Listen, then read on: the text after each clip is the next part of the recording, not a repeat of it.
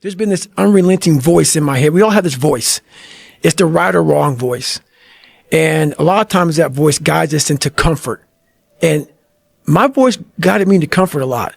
But I had this other voice I heard my whole life saying, hey, motherfucker, what are you doing? Nah, man, we got to go over here. We got to go over here to that rock pile over in the fucking corner where nobody's at. That's where victory's at. We're over there in that corner. So this voice was giving me all these answers. I wasn't a real smart kid growing up, but I had this crazy voice in my head saying, over there is where the fucking answers are. And I wouldn't listen to it because over there was pain.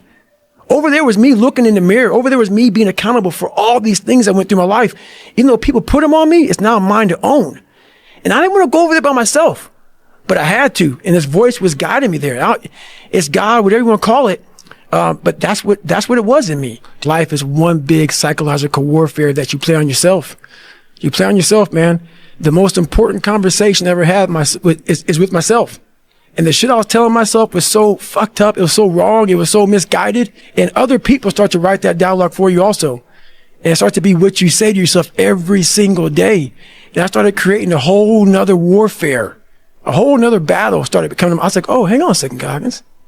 You have these tools. You have these tools. Your life was basically the perfect grounds for training for where you need to go in your life. All the beatings, all the bullying, all the, you going through, learning disabilities, all the struggles. It was the absolute perfect training ground for you to go to where you need to go. And that's how I started looking at my life versus woe is me, poopy pants, kick a rock down the street mentality. It was, nah, God just hooked you right the fuck up. He hooked you right up, man, with the perfect place. You were training. You had the advantage of everybody else versus, my God, they're so above me. They came from a great family. Mom and dad love them. They didn't stutter, they didn't struggle. No, man, your struggle is what made you who you are now. Self-discipline is everything. And if you don't have it, I don't look at you right because I know you're capable of more. It's not discipline so much for me. It's all on you.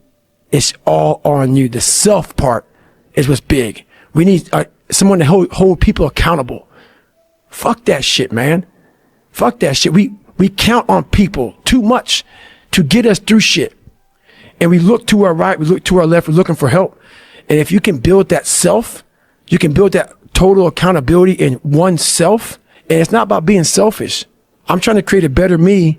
So hopefully people who are hearing this are taking it the right way, can say, I can run a mile. It ain't about running 205 fucking miles, doing 4th, being a city. It ain't about all that shit. Shit doesn't matter.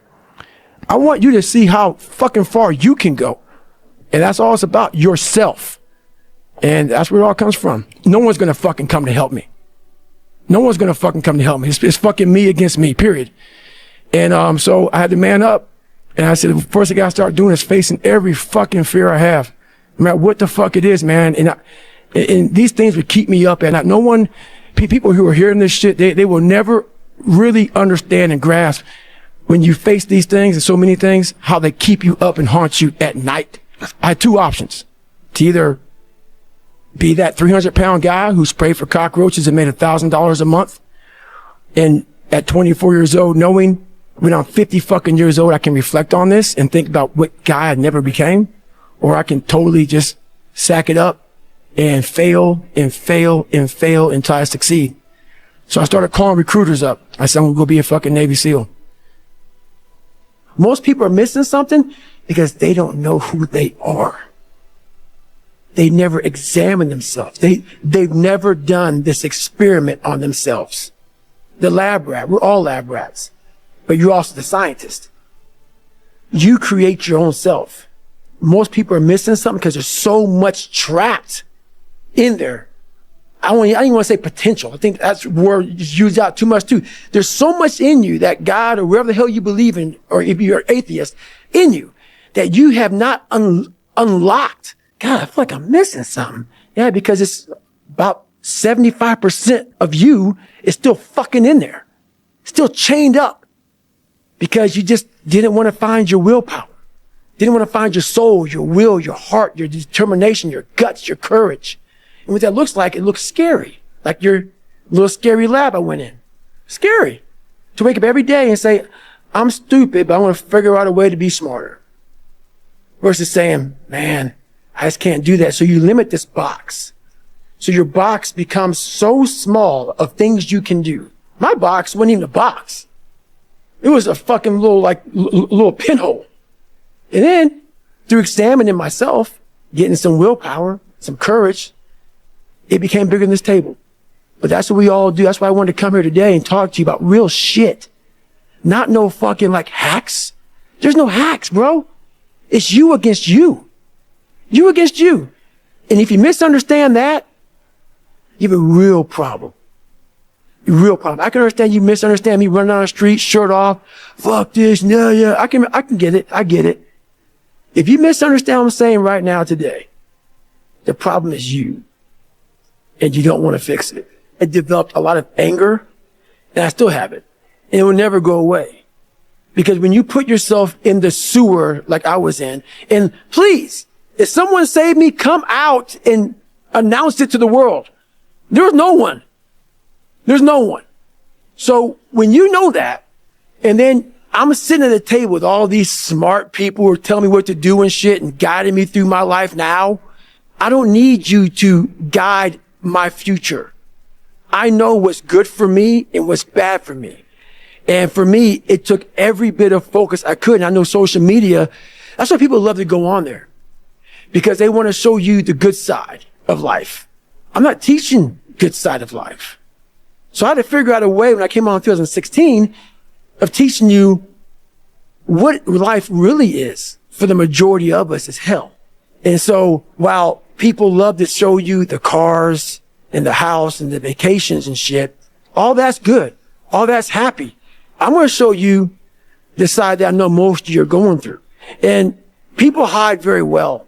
I don't want to hide anymore. I hid it for 24 fucking years. I'm going to teach you how to be vulnerable. Because that's the only way you fix yourself. You don't fix yourself by coming out here and me selling you some fucking books. That's why I don't have them. I forgot them.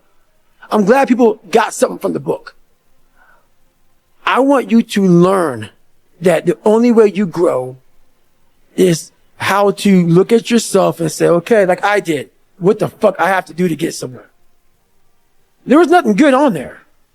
Nothing. Yeah, I love playing basketball. I left that out. That's something I love to do. I don't care about that. That didn't make the fucking list. Because the list that I had to live by was the very list that was to get me at this table with you. And a lot of us have this voice in our head. We all know that voice in our head that tells us the truth every single day that we try to run away from, that says we're scared of this, let's go this way. It started gnawing at me so horribly bad that it wouldn't allow me to live anymore without facing me. I had to go back in the dungeon. So when I tell my story, I tell it on a very surface level. I had to go down in the dungeon, the sewer where my mind used to be at, and talk to that guy. Because I wanted to live my life in a way that when I died, I was proud of myself. I know what pride felt like. And if it took pushing myself to death, I was willing to do that.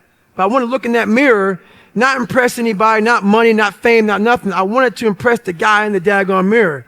And I worked endlessly and tirelessly to do that. And it happened. It's too hard. Life isn't fair. These things in life are not easy for me. You look to your left and you look to your right and you start to judge yourself off other people. Like, if you're a female, well, she's skinny and she doesn't work out as hard as I do. And everything starts to corrupt your mind. You start to look around too much at other people and what they're doing. And that starts to corrupt your own dialogue. We are judging ourselves against too many fucking people. You have to judge yourself against yourself. And that's the one thing I started learning, man. This isn't a race against me and Rich Roll. This is a race against David Goggins and David Goggins alone. And once you can silence all that bullshit, all the outside interference and things that are attracting your mind to everything, you can then start to grow in realizing I'm stressed out for no reason. This is my own little race. This is my own timeline, and this is how I'm going to run it. You're willing to suffer and go back in the grind. That internal dialogue you have with yourself when you're in misery and you're uncomfortable, it's a real, scary, unfiltered, no lying dialogue between you and yourself.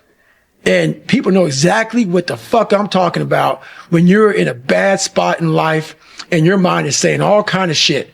That's who you really are. That's the real you. No Rocky Balboa moments going on up there. Yeah. Like, hey, you know, it's around 14. Let's come on. We got this. No, it's like, fuck this. I'm out of here, man. This is crazy. That's where the growth happens. When you're able to stay in that moment and talk yourself back into the suck of wherever you're going through, and you start stripping those layers away. But as you're stripping those layers away, you're building calluses over top of shit in your mind. That's where the growth starts to happen, is when you have to force yourself to stay in it. You can't leave it. Every day is going to suck. And live like that to be better. And I put it this way, I'm in the water is going over my head, the Pacific Ocean, you know, it's freezing. February, cold as shit. Been through 3 hell weeks. For you to constantly win, when this voice over here, the real you, is saying, get the fuck out of here. Go. You're nobody. You've always been nobody. And it's true. People don't hear that. That's a true voice. That's the real reality of David Goggins at 24 years old. It's not a false reality.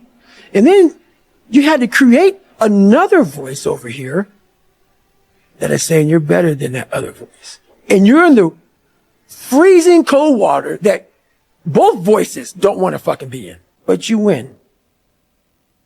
And it goes from the water to the studying, to the running, to the losing weight, to how you eat, to how you function as a man. Every day of your life, you're winning these battles. And the thing about it is, you have to be really, and sometimes all the voices are telling you the wrong shit, man. But through years, not a podcast or listening to a book or reading a book, years of sacrifice, of suffering, of diligent, pinpoint fucking work on what you want to do for yourself. Not like, oh, let me just do a bunch of shit.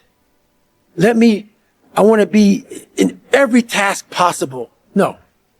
Pinpoint what I want to do with my life. What happens is you have all these voices that are telling you you're fucked up and this is going to be hard. But for some reason, you put so much practice into you that you can ignore every one of them that are telling you you're not going to fucking make it and still be able to fucking make it because you have put the practice in that you know this is the process. It's such a daunting task that all the voices are saying no. But you still had the conviction that I know I can do this. And that's what it took for me to get here 30 years ago, 25 years ago, pipe dream. And ever since then, every voice was like, you're a fucking nut. But when you put that practice in, every day you lace them up, and I don't mean run. It's just a metaphor for life. When you lace them motherfuckers up every day, pretty soon you win. Pretty soon you'll fucking win. There's so much peace in knowing what I've accomplished and what I've done. I found peace years ago. Years ago. In the battle, you find peace. When you go to war with yourself, you find a lot of peace because you know exactly who you are. And that is where the peace is really found for me.